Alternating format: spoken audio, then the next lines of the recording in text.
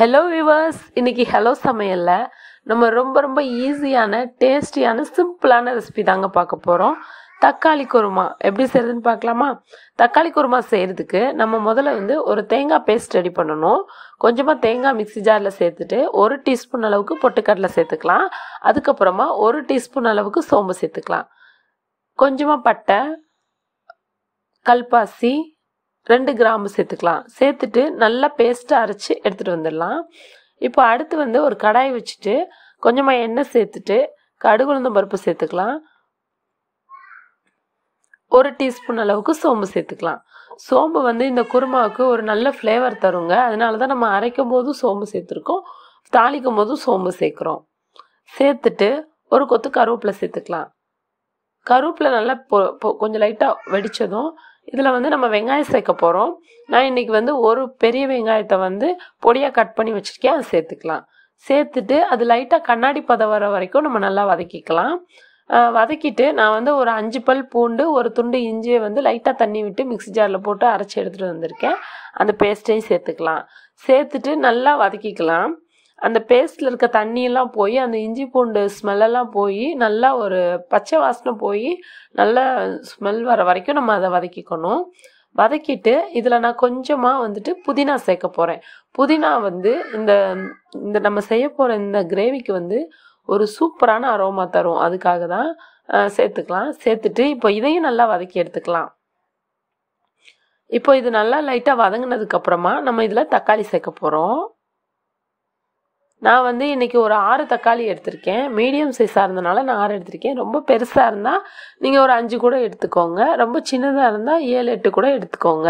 ஏன்னா நம்ம இன்றைக்கி தக்காளி நிறையா இருக்கிறதுனால நம்ம இந்த கிரேவிக்கு நிறையா செய்கிறோம். இல்லை உங்ககிட்ட 2, 3 இருக்குது அப்படின்னா நீங்கள் அப்போ கூட இது ட்ரை பண்ணலாம். நல்லா சூப்பராக தான் இருக்கும். இப்போ வாங்க அடுத்து நம்ம தக்காளியை வதக்கிக்கலாம். தக்காளியை நல்லா வதக்கணும். தக்காளியை கொத்தி விடாதீங்க, அப்படியே வதக்கிட்டே இருங்க. அப்போ தான் அது ஸ்மூத்தாக நல்லா வதங்கி வர வரைக்கும் நம்ம வெயிட் பண்ணணும். ஃபஸ்ட்டு கொஞ்சம் மீடியம் ஃப்ளேமில் வச்சுக்கோங்க அடுப்பை. அப்போ தான் கீழே அடி பிடிக்காமல் இருக்கும். நல்லா பரட்டி விட்டுட்டே இருங்க. அப்போ தான் அது நல்லா வதங்கி ஒரே மாதிரி வதங்கி வரும். இப்போ பாருங்கள், நல்லா வதங்கி வந்துடுச்சு. தக்காளி இந்த அளவுக்கு வதங்கினதுக்கப்புறமா நம்ம இதில் பொடியெல்லாம் சேர்க்கலாம். நம்ம இன்றைக்கி ரொம்ப அதிகமான பொடியெல்லாம் சேர்க்க போகிறதில்ல. ஒரு 1/4 டீஸ்பூன் அளவுக்கு மஞ்சள் தூள் சேர்த்துக்கலாம். ஒரு 1/2 டீஸ்பூன் அளவுக்கு குழம்பு மிளகாய்த்தூள் சேர்த்துக்கலாம். நீங்கள் குழம்பு மிளகாய்த்தூள் சேர்க்காத பட்சத்தில் 1 டீஸ்பூன் அளவுக்கு மிளகாய்த்தூளும் 1/2 டீஸ்பூன் அளவுக்கு மல்லித்தூளும் சேர்த்துக்கோங்க, கரெக்டாக இருக்கும். சேர்த்துட்டு நல்லா ஒரு தடவை 1 நிமிஷம் நல்லா பரட்டி விட்டுறலாம். பரட்டிட்டு ஒரு 1/2 டம்ளர் அளவுக்கு மட்டும் தண்ணி சேர்த்துக்கலாம்.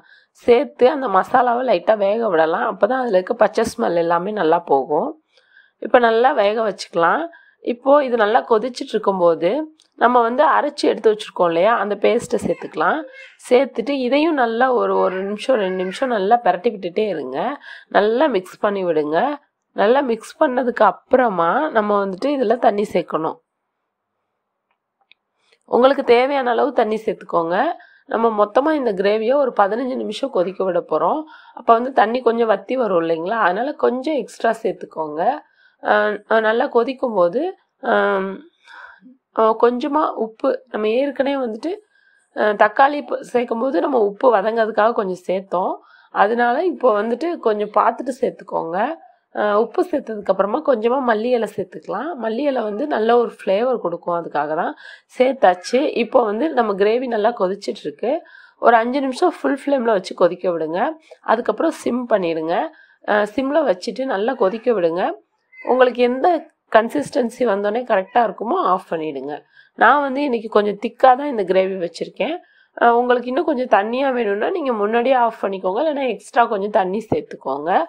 இந்த கிரேவி ரொம்ப சூப்பராக இருக்கும். நீங்கள் ஒரு தடவையாவது ட்ரை பண்ணி பாருங்கள். இட்லி, தோசை, சப்பாத்தி, சாதம் எல்லாத்துக்குமே சூப்பராக இருக்குங்க இந்த கிரேவி. நம்ம வீட்டில் காய்கறி இல்லாத பட்சத்தில் டக்குன்னு இந்த கிரேவி நம்ம ரெடி பண்ணிடலாம். ஏன்னா வீட்டில் இருக்க பொருட்களே இந்த கிரேவிக்கு போதுமானது. ட்ரை பண்ணி